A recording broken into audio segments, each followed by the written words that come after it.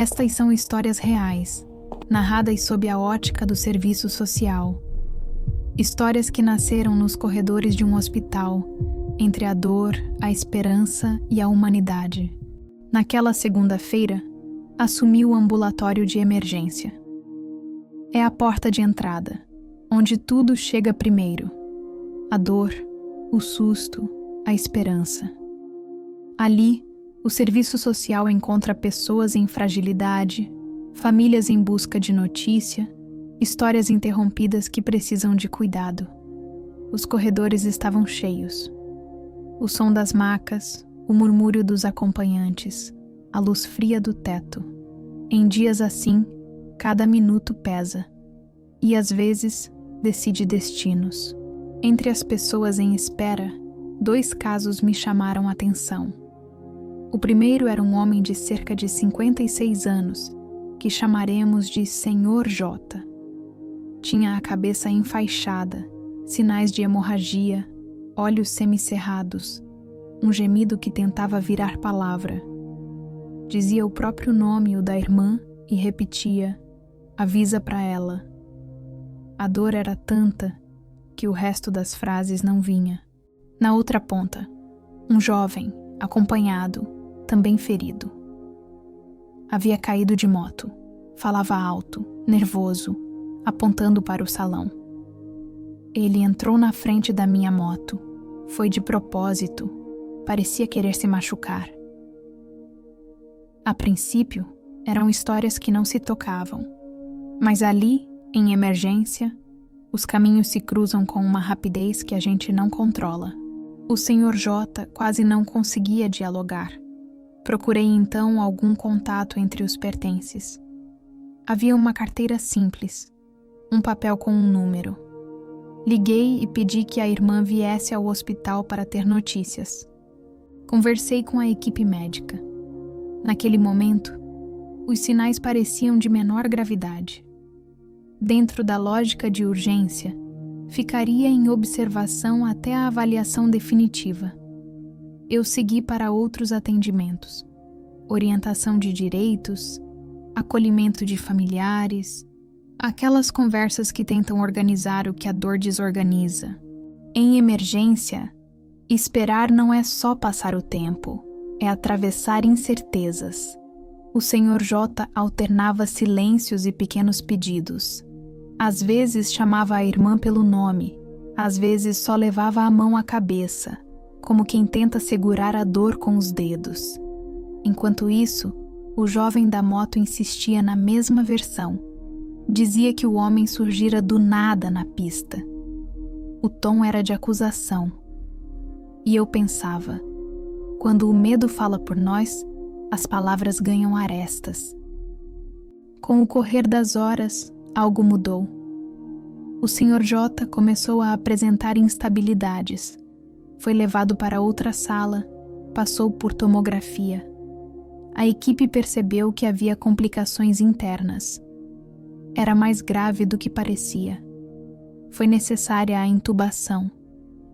Quando a irmã chegou, no início da tarde, ele já estava sedado. A cena é difícil. O corpo presente, a voz ausente e alguém que ama tentando entender o que aconteceu. A equipe explicou o quadro. Eu permaneci ali, ao lado, oferecendo as informações possíveis e o amparo que cabe ao serviço social. Foi então que a irmã nos contou sobre a rotina do Sr. J, trabalhador antigo de uma empresa. Morava perto do anel rodoviário. Via rápida, perigosa. Saía todos os dias, de madrugada, para pegar o ônibus. Tinha o hábito de atravessar pela passarela. Naquele dia, porém, se atrasou. Ao avistar o ônibus, tentou correr para atravessar a pista. No impulso de não perder a hora, foi atingido por uma moto. A pressa cobrou caro. Aos poucos, as peças se recomporam. O jovem que acusava o homem de ter feito de propósito era o motociclista envolvido no acidente. Também ferido, também assustado, também tentando dar sentido ao que viveu. A tarde avançou e cada profissional fez o que lhe cabia. O Sr. J lutou pela vida, mas não resistiu. Coube ao serviço social orientar a família sobre documentos, direitos e, sobretudo, oferecer presença num momento em que as palavras costumam falhar. Ficou uma imagem. Um homem simples, de poucas letras e muito compromisso, que arriscou tudo para não perder o trabalho. Uma vida interrompida porque o relógio, naquele dia, correu mais rápido que ele. Essa história ensina sobre o perigo dos julgamentos apressados. No hospital, como fora dele, somos tentados a decidir quem é quem em poucos segundos: o certo, o errado, o culpado, o inocente. Mas quase sempre falta contexto. O jovem da moto não era um acusador cruel. Era alguém em choque, tentando explicar o que também o feriu. A equipe não era indiferente. Avaliou com as informações e sinais que tinha naquele momento. A irmã não era apenas parente. Era o fio que ligava o Sr. J a uma história inteira de trabalho, horários, responsabilidade. No cuidado, a pressa é inimiga da escuta. E sem escuta, o melhor procedimento perde parte do sentido. Penso nos minutos que se tornaram decisivos. O relógio que atrasou, o ônibus que se aproximou, a decisão de correr, o impacto, a chegada ao hospital, as primeiras avaliações, a espera, a piora, a intubação. Um encadeamento de instantes que, somados, mudaram o destino de uma família. Penso também no valor de um nome. Para nós, ele era Sr. J. Para a irmã, um mundo inteiro. No serviço social, lembrar disso é fundamental. Não lidamos com casos, lidamos com vidas.